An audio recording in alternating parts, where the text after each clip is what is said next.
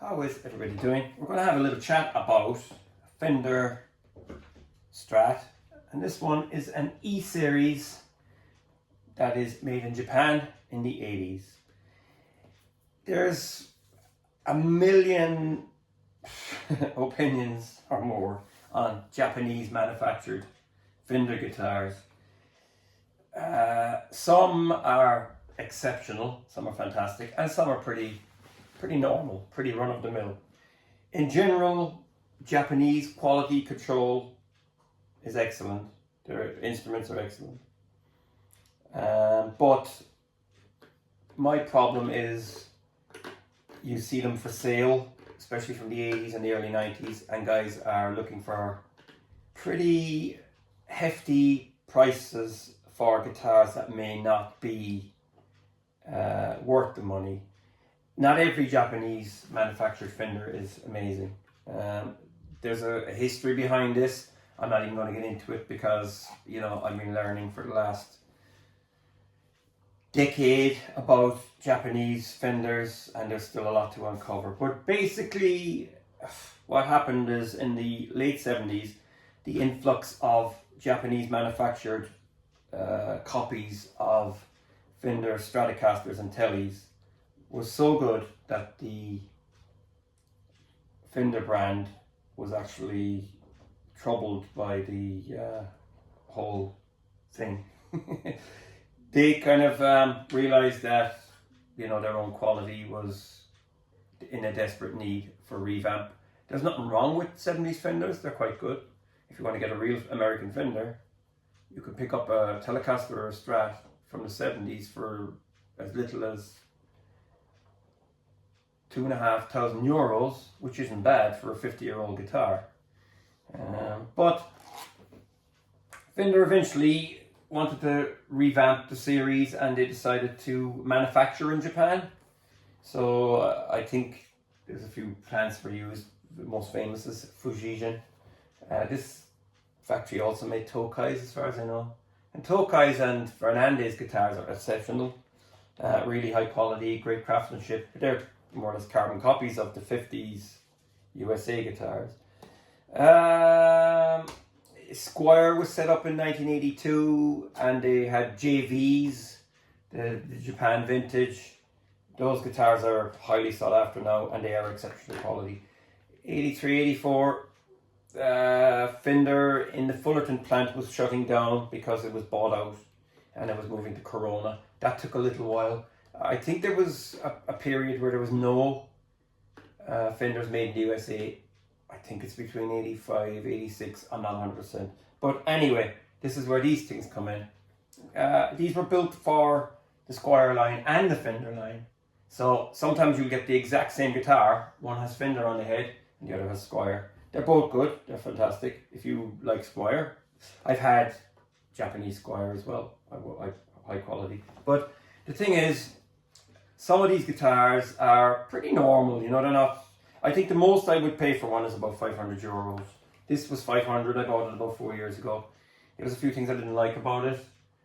First off, there was these black squares up here, roller type things. They're ugly, they stand out a mile, I don't like them. I changed them for these metal wing type ones. I still kept the originals just in case I want to sell this again. They've got good tuners, but they're, you know, what are they? These ones are Gotos. They've got the little leg coming off them.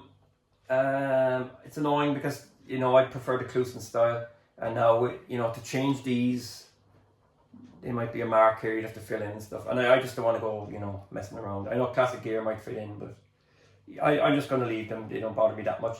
Plus they've got smaller buttons than the paint style, which is a bit better. They're not too bad. Or the cast metal, I reckon Goto's probably a bit nicer. You know, they look a bit nicer as well. You know, the ping are very chunky. They take up a lot more space. These are a little bit more refined, and yeah. So this is a kind of a, how will I put it? It's a kind of a 57, 62, I think they call them, when you open up the neck pocket and stuff like that and take a peek. It's got the 7.25 fingerboard with the vintage frets, and you've got your tremolo, your bridge vibrato. This is the only Strat I own that has a bridge that actually moves. I've all my bridges hardened or fastened down to the block. I jammed them up, and it's a beautiful color. It looks like it's a kind of it's heading towards what's the color I'm looking for? Turquoise, is it? These were probably Lake Placid blue, but the clear coat of lacquer browns out, and now they're starting to go a little bit green, which is kind of cool as well. Yeah, I've seen some and they were very green, but yeah, when you look at certain angles, you can tell that there's a bit of greening going on, especially where the light hits it all the time. So yeah, it's got the skunk trail on the back, and another thing about Jap Fenders is that you've got the plastic buffer inside here that protects the basswood body that these have from getting a little bit crushed, because basswood is softer than alder. It's a good tone wood, you know. It's a good tone wood. It's not the most expensive, you know. It's a lot of cheap guitars would be made from that. This one is in pretty good condition. I mean, when I bought this, there's no fret wear on it really, and there's only one tiny little ding here. It had blank saddles. There was no stamping on them. I had a spare set. I put them on. That's it. And yeah, that's it. 5-way, you know, typical. And these come with ceramic bar magnet pickups. I thought they were a little bit weak. I didn't really like them, no matter how I tried. I just thought they were weak, and eventually I decided to put Alnicos in there, and I found a used set of Fender Player Alnico 5s. I put them in. Guitar is much better. It's nicer, you know. It's got a nice sound. It's a bit bolder. And yeah, that's it really. I mean, the neck is fantastic. It's beautifully made, and nice curve to it. They're not as thick as well as I like, but it's thicker than a Squire. You know, a lot of people praise Squires. They say, oh, the new Squires, the classic vibes and all that are fantastic, but they have a very thin neck, and it annoys me. If they had a thicker neck, well then, you know, I'd be more fond of them, but they don't.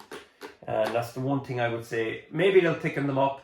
You know, a thin neck always reeks of somebody with small hands, which tells me it's probably a teenager.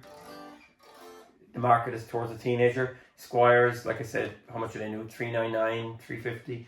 I know the special editions and stuff like that are crawling towards the 5 or 6, but the necks on them are thin, and I don't like that. You know what I mean? I got rid of all my Squires, and I only kept one because it was so beautiful. I couldn't get rid of it, but the rest of them are all gone. You know, you could end up filling a house full of Squires because they're so cheap, and even used they're cheaper. But yeah, this is a fine guitar. Again, like they're nothing special. Like, you know, the E series was produced between 84 and 87 if you look at the serial number for Japanese guitars, and it goes on from there. Then there's crafted in Japan, I think because they were made in 2 factories then after that. So one has crafted, one has made. Same thing, they're still made in Japan. And that's it. So yeah, it's a nice guitar. I love the color, and you know, it's striking. But you know, like I said, if you see this on Reverb, or if you see it on an advert site, check them out, because these are pretty bog standard. Like, there's nothing too special about them. Like I said, these also came badged with Squire. That means they're a budget guitar. I mean, there's nothing wrong with the hardware and everything. The pots are fine, switch is fine. I think it's got that switch, it's got a plastic switch in a box, but it's nowhere near the quality of the old early Squire Fenders and all that kind of stuff. Still good, there's no noise off it or anything like that. But you could modify it, you know, I mean, you could make it, you know, fantastic if you've got, you know, different types of pickups again, whatever you choose. But they're great guitars.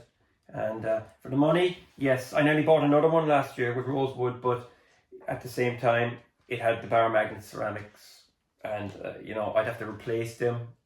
Like, I'm not a snob, like, you know, but ceramics are great to make that's why the Mexican Strats, the standards, had it for a long time, and the Tellys. It makes the guitar capable of going into very heavy gain territory, So it gives it a kind of, you know, right across the board. But if you want that special sparkle and stuff like that, I think Alnico is the way to go. You know, it's a different sound. You know, it's slightly subtle. You know, it's when you get used to it after a while, it's hard to go back. So, like I said, ceramics are great for certain styles, but I like a telly to be a telly, a Strat to be a Strat. You know, in the traditional sense. So, you know, unless it's a completely different configured model with P90s and humbuckers and all that kind of stuff.